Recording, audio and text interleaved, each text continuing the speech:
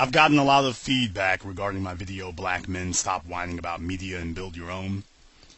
And reviewing the comments, it's become very clear that a lot of you brothers just don't get it. I saw a lot of comments on here, and the ones that got my attention the most were the people who were trying to say that, well, there are projects out there that are being made by black men that are just being overlooked. And I'm just going to go into this real brief. I don't have a whole lot of time to do a regular video like I would be, which is why I'm just putting together this brief commentary. The bottom line is pretty much all the stuff that you guys were suggesting sucks. Let's just be blatant, out front, and honest about it. Most of this stuff that you guys are pretending to yourselves is actually on par, is sub-mediocre. Let's just be straight up front about it. The only place that is good stuff is in your mind. There's nothing great about it. There's something called a standard, brothers. It's called a standard. And you need to understand what a standard is. Because a standard is not what you define it as. A standard is by what the industry and the audience defines it as. There used to be a time that what we call standard definition on television. 20 years ago, that was it. And even when high def started coming in, standard definition was still okay. Today, it is simply unacceptable for you to come to the industry or to your audience with standard definition. If it's not high def, you wasted your time and you're wasting ours even coming up to us. That's called a standard. When you say that you are going to put together a production that is going to be presented to the general public for consumption, you need to take a look at the standard. Well, what is the standard? Turn on your TV. Go to YouTube and go check out the videos that were made by production companies that got a few million views on them. And go see what the standard looks like.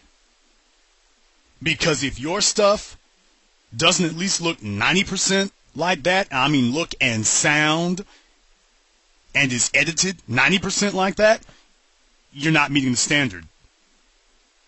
And if you can't do that, you are wasting everyone's time presenting it to us. You're wasting your time, you're wasting the industry's time, and you're wasting your potential audience's time. So let's just get that very, very clear right now. Most of this stuff that you guys were trying to suggest and we're trying to present and we're trying to say, hey, this is out there, this person's working on this and that, please, please. I'm going to do something here that's going to offend a lot of people, but you all need an honest-to-God, serious wake-up call. I made the video and I made it very, very clear that all this hood stuff and this bottom feeder stuff that is devoid of production value and completely and totally absentee as far as a great script and great dialogue and a great concept is unacceptable. And what was the first thing that was presented to me and to my listeners? People suggesting more subpar, sub-mediocre, unacceptable, bottom of the barrel, fifth rate, not third rate, fifth rate mess.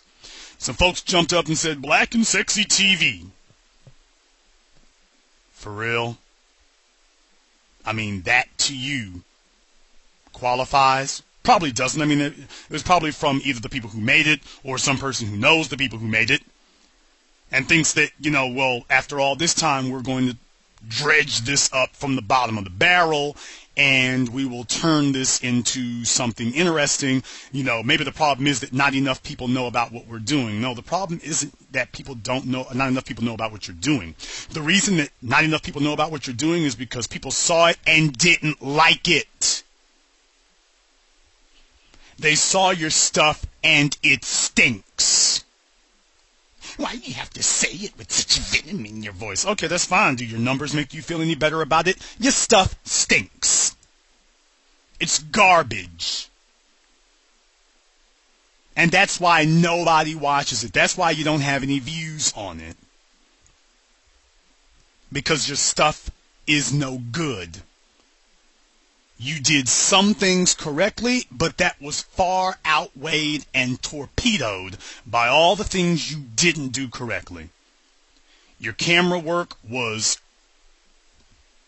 okay, and I'm not even going to say good. It was all right, sophomoric in some areas.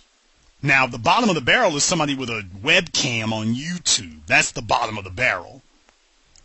And what we see is that on a scale of 1 to 10, 1 being YouTube webcam quality and 10 being indie film production quality, you guys are somewhere around a 5.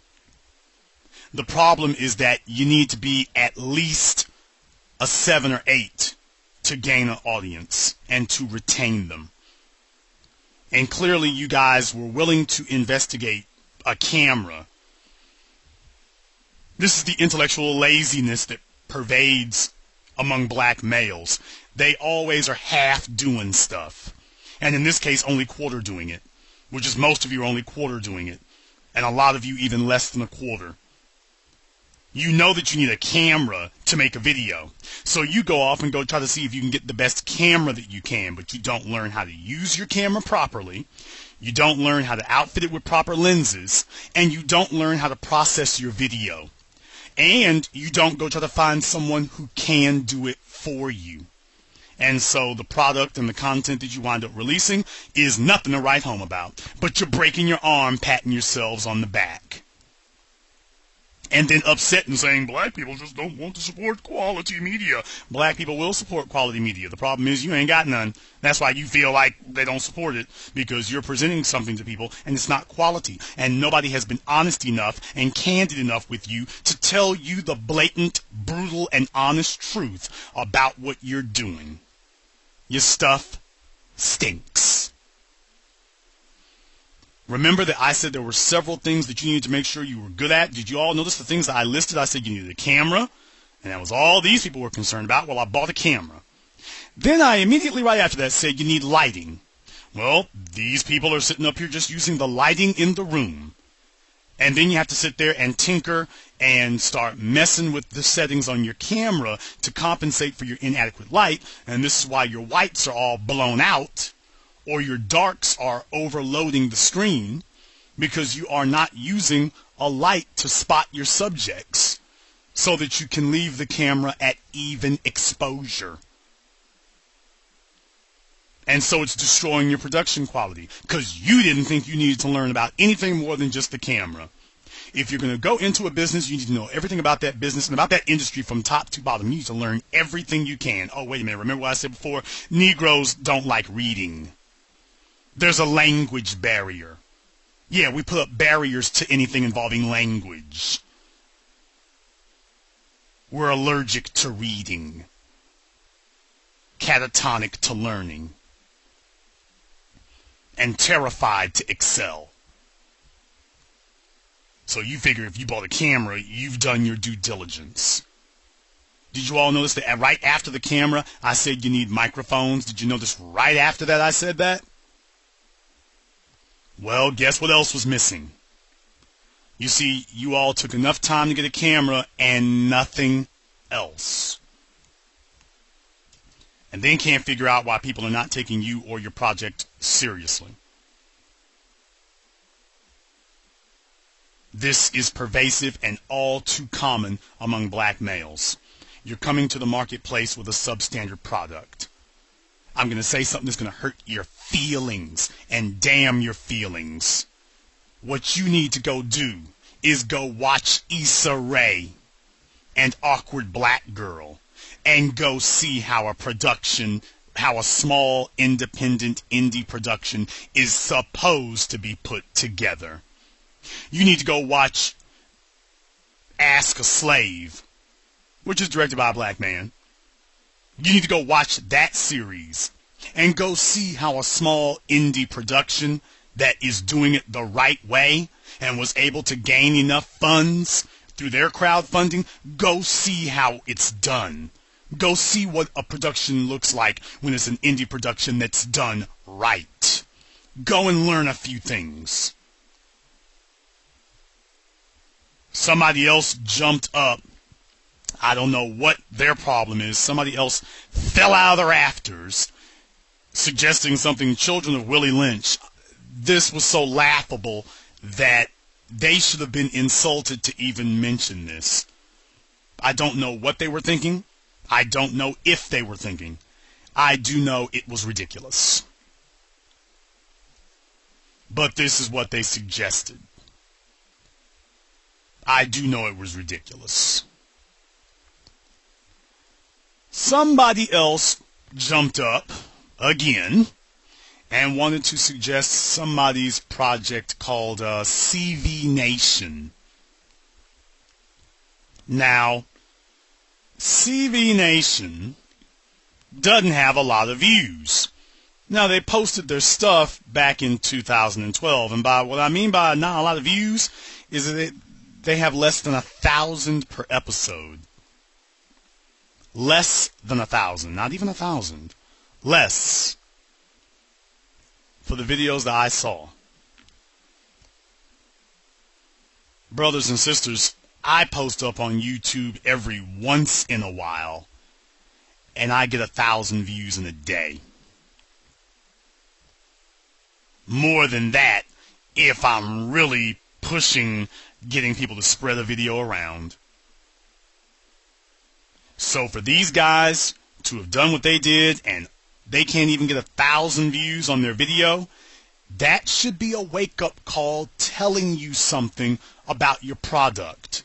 That should be a wake-up call alerting you that there is a problem. And the problem isn't that the audience doesn't like good material. The problem is your material ain't so good. And you need to be accepting that reality. Your audience is not obligated to buy just because you are selling. You are obligated to coerce and entice and provide your audience with a product that they wish to buy. That is your obligation. The audience has no obligation except if they want to see it, they need to pay for it. That's their obligation. If they fulfill that obligation, they have upheld their end of the bargain. In this case here, you fellas are giving this stuff out for free and people are not watching it. Now, in CV Nation's defense, these guys got some of what they were supposed to do on the ball. They had their camera work on a scale of 1 to 10. I'll give it a 7. They didn't have a lot of adequate lighting, although it looks like they did have some. Their sound work needs medical attention. Their story work needs a Ouija board. I was doing you a charity just by watching the first minute of your stuff. I was doing you a tremendous public service. Stuff's no good. Even for a first effort, you should have known better than to do this. And what I'm saying is that if you're going to do something like this, don't attach your name to it. You destroyed your brand first time out of the gate.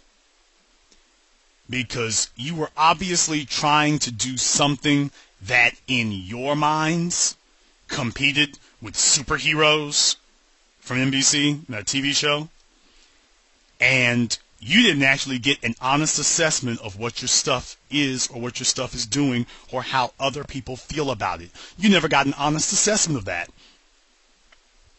Black men are so emotionally hypersensitive that they are worse than Republicans. Black men only want other men around them who are not going to truthfully evaluate what they're saying in a logical way. Not somebody who's whining and complaining. You know, I'm not whining and complaining about your stuff. I'm telling you what's wrong with it and why I'm not going to buy it. Has nothing to do with your message was offensive. I don't care. You could have had any type of content out there. You could have been putting up videos that were pulling the whiskers off kittens. That was not going to bother me. What bothers me is that simply from an artistic standpoint, I didn't like it. I'm not a big fan of Henry Louis Gates, But his latest documentary that he had put together, Across Many Rivers, on a scale of 1 to 10, I gotta give that a 9.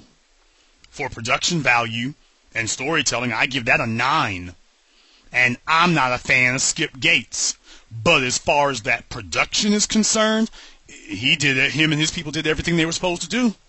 That was everything a documentary is supposed to be. He did his work.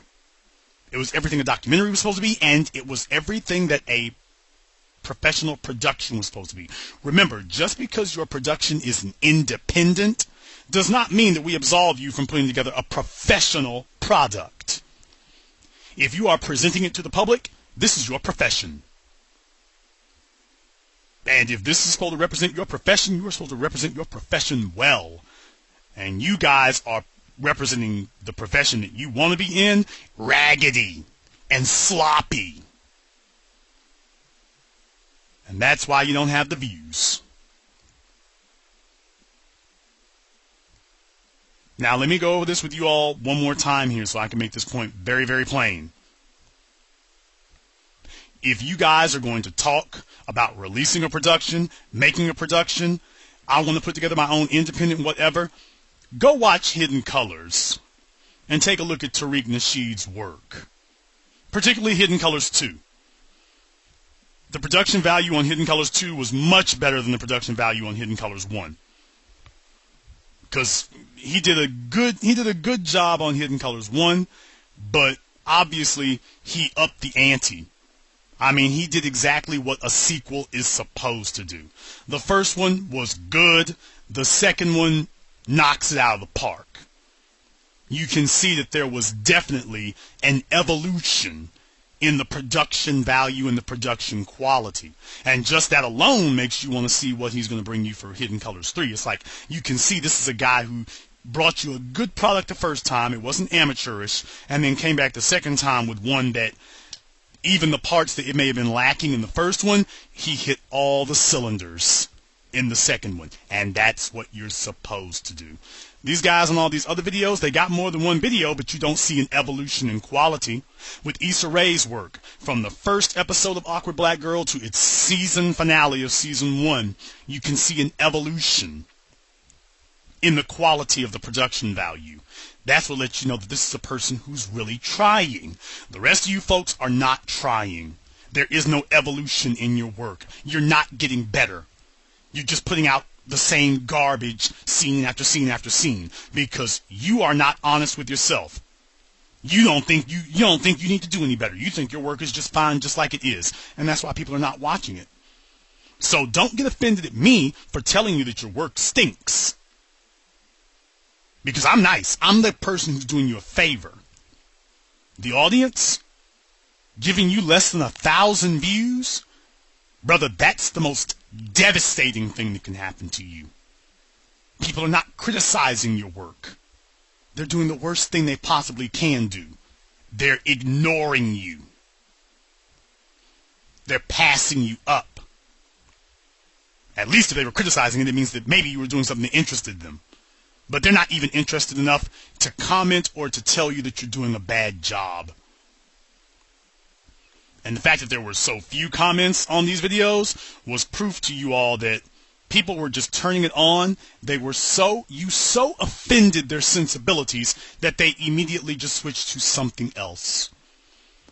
And I guarantee you, if you show the videos, the YouTube statistics from those videos and the analytics showing the viewership, I guarantee you will see a spike at the beginning in the first 30 seconds, 60 seconds of each video, and you will see where it drops off in that next 30 seconds. By the end of that first minute, I guarantee you that all those YouTube analytics are under the basement. You lost your audience before you even got them. And that was not your audience's fault, and it's not Black society's fault. I am not going to sit up and promote a substandard product. I've put up links to Ask a Slave. I thought that was good work, good production value. I put up links to Across Many Rivers, or Many Rivers to Cross. I thought it was good production value. You guys' stuff, I'm mentioning you here. I'm not going to suggest that anybody go look at it, but if you all want to go look at it, I mean, hey, go knock yourselves out. You are more than welcome to do so. But just understand that these guys here don't have their act together, and they're surrounded by a bunch of sycophants and people who are not used to anything and don't have any standards, breaking their arms, patting them on the back because some of the visuals look okay. And some of the visuals look better than webcam quality. But these people are not going and seeing, wait a minute, how close to these other things am I getting? How close to the stuff I see on TV does my stuff look like that? Because I'm telling you, if your stuff does not look like that, you can forget about having an audience. Just forget about it. You are not ready for prime time. All right, let's talk about another issue here that has been a problem. I'm getting a bunch of people sending me stuff to my inbox. While I'm humbled and flattered that so many of you consider me to be an individual that you value my opinion and you want to run things by me, I'm only one person. I don't have a staff of people who can just sit and watch videos all day. That's not what my operation does. What I'm going to tell you all is that there are two tiers of you. Let's deal with that bottom tier first. You people who want to send me stuff about writing, okay? Listen, people, nobody's going to read your script. And let me just be honest with you about that. Anybody who's telling you that they are is lying to you. Nobody's going to read your script. You're going to have a very hard time getting me to read your script. Hey, TBA, can you read the first chapter of my novel? I don't know what you think it is I do during a day. I don't really have time during my day to be a proofreader. I don't really have time to be a copy editor. I can't do that. Sorry. Welcome to the real world. What I gave as a suggestion in my last video was what you need to do. If you don't trust your friends honestly enough to do that, or if you don't have enough people who can do that for you, I can understand sometimes that can be a problem. What you need to do in that instance then is you need to get yourself an artist. If you don't know one, there's plenty of them online, on Facebook and digital webbing and other websites like that. Get yourself an artist, and they don't even have to be a great one, okay? I mean, just go to YouTube and go look up Dead Space. They had some Dead Space motion comics that they did 4 or 5 years ago. Go look at those. The artwork was not fantastic, but the story was. The story was very good. And so even though they didn't have the best visuals, their story was very good. See, that's what this professional story does. A professional story can hold an audience even if the visuals aren't that great. So go take a look at things like that. And get yourself an artist and just put together a picture book like LeVar Burton, Reading Rainbow. Put together something that gives us some visuals. Go beyond just giving us a bunch of words. Anybody can put up a bunch of words. Come on, step your game up. Step your game up. Just get somebody who can do a little artwork for you, or do your own. There's 3D programs out there that you can get for free to do that. DAZ 3D, DAZ 3D. It has free models with it and stuff like that. Go and take a look at it. Or you can get a program like Poser or whatever. But my point is, you've got options. You need to start exercising them. And if you are refusing to do that, I don't feel sorry for you. You're trying to make a quick buck, which is what Negroes are prone to do. Instead of building a business, they try to build a hustle. And then can't figure out why their hustle can't make any money. Wake up and learn. Taking the easy way out is no longer an option in the 21st century. Because there is no easy way out. There are too many people out there who are willing to be thorough and are willing to do a good job and present the public with a professional quality product. So if you're trying to pitch something, I'm going to tell you that in the year 2014, if all you got is a typed script, you can forget about it. Even in Hollywood today, the reason that so many comic books are being licensed as movies is because this relieves the studios and the producers and the television networks from having to wonder whether or not this product is worth putting money behind, because they can actually see it. Now, in movies, whenever a movie is made, this is going back 30, 40 years, they put together what are called storyboards.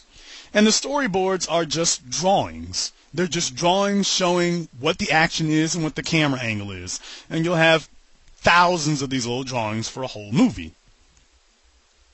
Storyboards are essentially a comic book that tells the directors and the actors exactly what we have mapped out and exactly what we'll be doing. That's what storyboards do.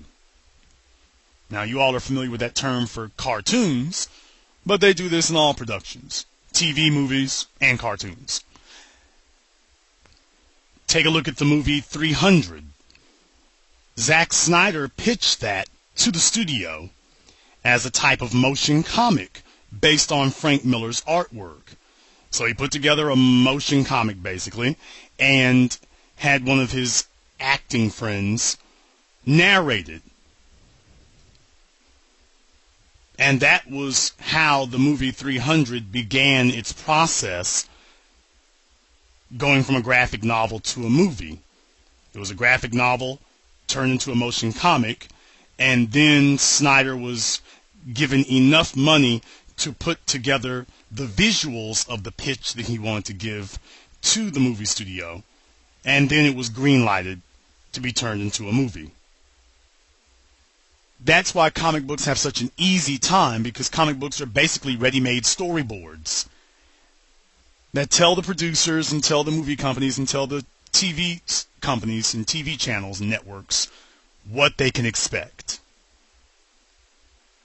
from the end product. And this is why guys like Robert Kirkman and Marvel and DC and Mark Millar and all the rest of them have such an easy time pitching their ideas.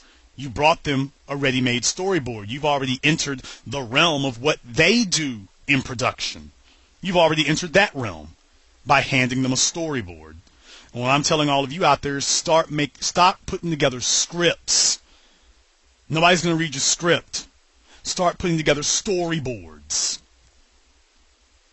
You want to pitch an idea to the public? You want to stand out from the crowd? Show them that you're willing to take that extra step. Invest in an artist or do it yourself and put together storyboards. You can narrate them for yourself. You can just show the pictures of what the action is, and you can narrate it for yourself. You want to see how it's done? Go watch Reading Rainbow. It's just that easy. It really is. It's just that simple. Now, the other group of people here that I want to talk to are the people who are sending out videos. You need to be ready for prime time, guys. Let's just say it like it is. You need to be ready for prime time. And too many of you are completely and thoroughly unprepared. You are not watching the other products that are out there, because you need to understand that they're not just on a higher level. Those are your competitors. And if you're not doing at least as good as they are, you can forget about getting an audience. So the people handing me scripts, you're messing up because nobody's going to read your script. And the people sending me all these videos saying, here, look over this, look over this. First of all, your video shouldn't be more than a minute or two. If you can't get somebody's attention within 2 minutes, 20 minutes is not going to do it. If you can't get me intrigued enough in 2 minutes to click on your next video to watch for another 2 minutes, you don't have me. And that's the way it works in general. You've got 2 minutes to make the sale. And you need to make sure that 2 minutes does everything you want it to do. Because if you spend that 2 minutes flopping around and floundering around like a fish, understand you are killing your audience's retention and interest in what you're giving. These are decisions that you have to make for yourself. Now, you're grown men. You guys have absolutely no problem with learning the ins and outs of the music business because you think you're going to make a hit rap song in the neighborhood and that that's going to get you a quick buck. You're not trying to build a music business like Jay-Z did. You're just a bunch of lazy Negroes raised by hood rats in the housing projects. And you've got that hood rat in the housing project mentality that you're just going to put together some great scheme and you're going to be able to just hustle your way up and luck your way into making a bunch of money so that you don't have to work anymore. And I'm just telling you all that it's silly and stupid. Start being men, brothers. Start being men. Start learning about what you're doing here. Start putting together a product that is worth seeing. Start putting some work into learning everything 360 degrees about what you're supposed to be doing and about what it is you're putting together. That's what you all need to be doing. Now, I'm just one guy, and I do understand that some of you are saying to yourselves, hey, I'm just starting out. But you need to understand, fellas, there's rules to the road. There's rules to the road. And you're not doing that right now. You are not operating by the rules of the road. You are not saying to yourselves, you know what? Let me find out what's going on here. Let me learn about this craft that I'm looking into getting involved in. Let me put together the best production possible. And maybe I'm not ready just yet, because I need to get more equipment. Maybe I'm not ready just yet because this concept that I think is so great, this thing stinks. And I can't get people to even watch a storyboard of it. Why would I go off and go sink money into it? If I can't cultivate an audience to watch the audio and visuals of it at a low level, why would I pour tons of money into it for a high level? That's what you guys need to start doing. And if you can't close the deal in 2 minutes, you need to go back and take a look at whether or not you are really prepared and ready to start trying to write creative stuff to disseminate to the people. I want to leave you all with one last thing about writing and storytelling. One of the key things that you have to remember when you are writing a story is an element and a practice that is part of the institutionalized structure of pro wrestling. Yes, I said pro wrestling. In pro wrestling, they have a term. The whole goal in developing a talent, especially one that you're going to put on TV and merchandise and market, the number one goal of it is to get that person over. That's the term, is get them over.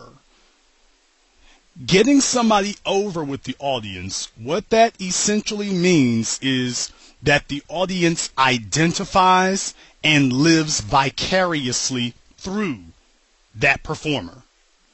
That the audience wants to be you and sees themselves as you. Now, some people are able to do this with their words. CM Punk, The Rock. Some people are able to do this with their screen presence. Macho Man Randy Savage, Hulk Hogan. Other guys are able to do this with their physical performance. Ultimate Warrior, Bill Goldberg, Booker T, Scott Steiner. But getting over with the audience means that you've been able to get the audience to identify and to desire to live vicariously through you. And as writers, you need to be doing the same thing. And the reason why the overwhelming majority of black writers are failures is because neither their story nor their dialogue gets over with the audience. You don't have us quoting passages from your work on Facebook or Twitter. You have no gems of wisdom to give us. One of the key examples that I often cite for people is from Game of Thrones, where Daenerys' lieutenant tells her that There's a beast inside every man, and he stirs when you put a sword in his hands. Now, you could have taken that sentence out of Game of Thrones and put it into pretty much virtually any movie, and it still would have been profound and prosaic, no matter where you placed it. When was the last time you heard a black writer come up with a statement like that? Not some long diatribe. I'm talking about to encapsulate a great thought in one sentence. That is the type of sentence and the type of statement that sets a character apart from others. It establishes his wisdom and his insight, that he understands what war does. And it doesn't matter what time period it's in. You could say the same thing today and we would all understand what that means. There's a beast inside every man, inside of every person. And that beast begins to gain power and gain confidence when you put a weapon in his hands. When you put a gun in somebody's hands, what does it do to them? See, you understand that statement, and that's the kind of statement where if you said that in real life, it sets you apart. And that's what you're supposed to do for your characters. Instead, what you all do is have your characters engage in a bunch of nonsensical exchanges that have absolutely nothing to do with anything, that do not push the story forward at all. Case in point, real talk time, brothers. CV Nation. I watched some of your stuff, okay? Let's point out a couple of problems. You had some chick in there, and for some strange reason, you wanted to put her in an outfit that showed off her breasts. I guess you all felt that you were pretty impressed by them. Okay, fine, we'll roll with that. To the side, your poor sound work on it. You had the scene where they're sitting in the restaurant talking to each other. This conversation is going absolutely nowhere. He's talking about her endoskeleton. Or she's talking about it. And then when he asks about it, she doesn't want to give out any information about it. Why did you bring it up? Do I care that it came from Hawaii? Do I care how it was done? Do I care that she's using makeup on it? You think you're making science fiction, and you're not. You're meandering. You're wandering. I walked in not knowing that she was not completely human. I walked out knowing that she was not completely human, and I didn't care. And when she got killed, I didn't care either.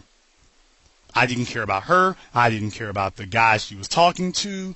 You failed to tell a compelling story on any level. You failed.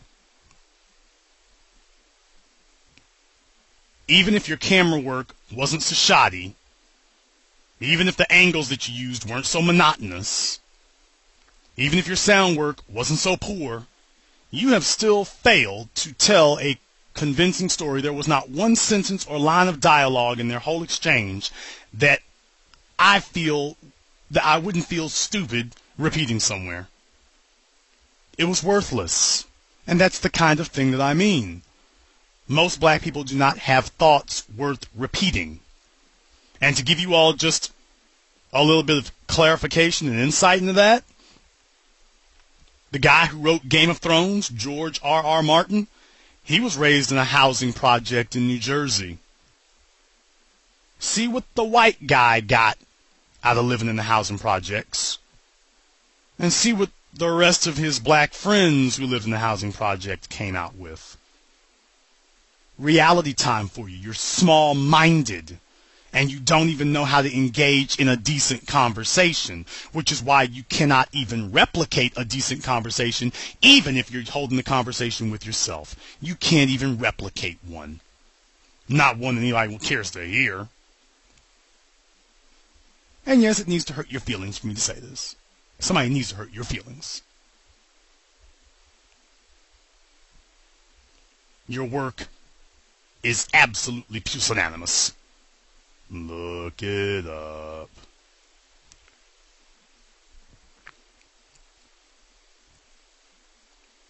Now, they had another episode where they have some black female who is dressed in all purple, and she's supposed to be having all these mechanical implants in her, and she busts into this house, and apparently there's a telekinetic in there or something. He's a psychokinetic, can move things with his mind, and he pins her against the door.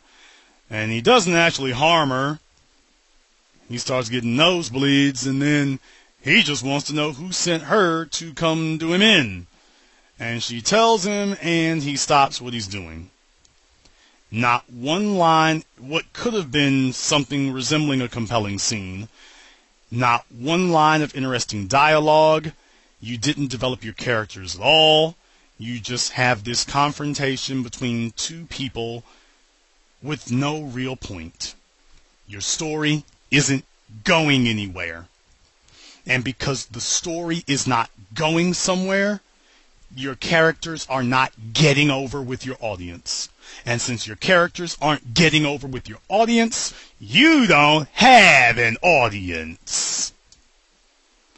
Kind of explains why your video only got 900 or 800 views in 2 years, huh?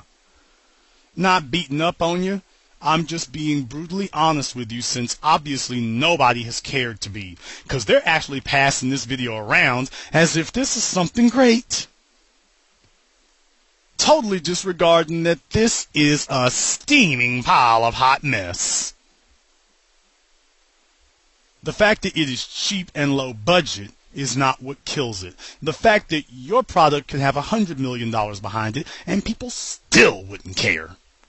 You could have the best Oscar award-winning cinematographer, lighting, and camera crew in Hollywood, and you could not turn that scene into something people would want to watch, no matter how much money you threw into it. That's what I mean by your production value stinks. Your storytelling skills stink. Your concept is no good. Even if it's a weak concept, you should have the skills as a writer to be able to put together dialogue and a script that makes people care about your characters, and you should be able to do that within a very short amount of time. It shouldn't take you 50 years to get us there, because if it takes you that long to get me to care about your character, forget about it. You need to start learning how to get your stories and your characters over with an audience. Otherwise, you're going to be sounding like Tyler Perry for the rest of your life. Now, that's nice and that's cute and all, but understand, as big as he is now, that's pretty much going to be the ceiling for him. And the reason is because he doesn't really write superior work. He writes adequate work for his black, female, lower, middle class, and underclass audience. He does not write stories that translate to the masses and that have characters that get over with the masses. No male or female out of his stories or movies is somebody that you're quoting lines from and finding wisdom in. You're not doing that. So my advice to those of you who want to call yourselves writers and say that you want to put together cinematic stories and whatnot, you need to view it the same way that they do in the wrestling business and on television. You need to be developing characters that get over with the audience, that say things that get over with the audience. You have to be able to put together dialogue that makes the audience say, wow, I wish I had said that. You need to be able to do that. And most of you can't do that. And even if you can't do it from a dialogue standpoint, you should be able to do it from a physical standpoint at least. I mean, if you're telling a fake story, a fictional story, then you don't even have to worry about real-world athletics. You should be able to get your characters over because now they can physically do anything you want them to be able to do. The problem is most of you have them doing a bunch of junk that is not significant. They can have super strength, and they can be as fast or as fleeting or have all the superpowers you want, but it's meaningless because you've given them powers and no point to having them. And that's why your stories don't work. And that's why the exchanges and interchanges that they have with other people don't matter. The story isn't going anywhere. You've got a beginning and you have an end. You don't have a climax. You don't have a point. You don't have any friction between characters that means anything. And you're not telling a story that makes the audience want to live vicariously through the characters that you've created. And that's why you don't have an audience. So why don't you go work on that? Because understand something. We have Zane in the black community, if you want to call that type of pedantic sycophant a writer. But that chick owes nearly $500,000 in back taxes right now, for those of you who don't know. While she wants to take shots at me, I don't know how much money she's actually making. I do know that she owes almost $500,000 in back taxes. And if she doesn't find that money, she's going to be kicking it like Lauryn Hill here in just a minute. And that's real talk. That's real talk. So what I'm telling you is that if you think and you're telling yourself, well, I'll just compete on that Zane level and I'll be okay, understand it's hard to even get to that level. And a bunch of sophomoric, amateurish, Monday morning quarterbacking type of work is not going to stand out. It's not going to gain an audience, and it's not going to take you anywhere. So I hope that this commentary has helped clear a lot of things up for a lot of you. I hope it's helped clarify some things. I hope that you will stop going around embarrassing people who are putting out subpar work that was apparently very dazzling to you, though. And I hope that even those of you who are passing this stuff around, whether you are the actual creators of this work or whether you are, forbid, fans of it, that it will actually help assist you with raising your standards and raising the bar and actually expecting more from the work that you've been watching.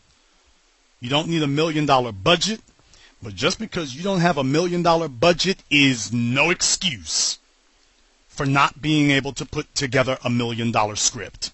And if you can't put together a script like that, you can forget about producing a product that's going to be worth anything.